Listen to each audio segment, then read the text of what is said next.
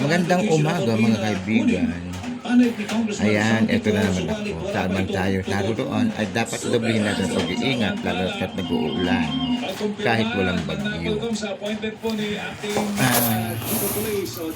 Bigyan lang natin ng reaksyon yung mga senador, yung hindi kinuwebang senador na kunwari nag-iimbestiga sa ibang tao tungkol sa mga anomalya ng flood control.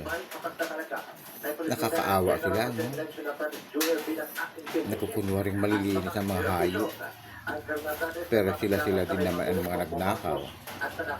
Paano yan? Bakit kaya hindi na imbestiga ng sarili nila? Makapal ang pagmumukha nila, no?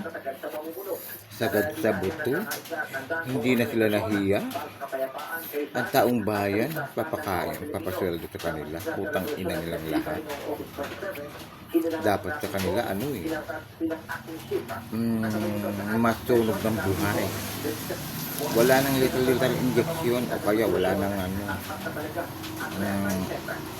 electric chair. Sunugin silang buhay. Yun dapat ang parusa. Ang kakapal, mahayop talaga mga demonyo. Lalo na yung mga nagsasalita dyan sa Senado ngayon. Ang kapal, no? Nakakatawa yung mukha niya. Lalo na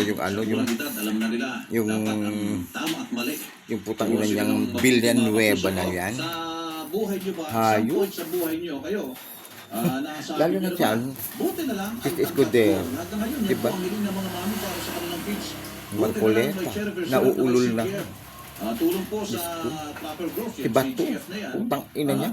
Ngudgud ko yung mukha niya sa panlinis ng kubeta sa Indoro eh. Ayop siya eh, gigil ako sa timonyong yan eh. O siya, hanggang dito na lang tayo muna mga friend ha. Manood muna ako ng TV para may content ako ulit mamaya. Salamat!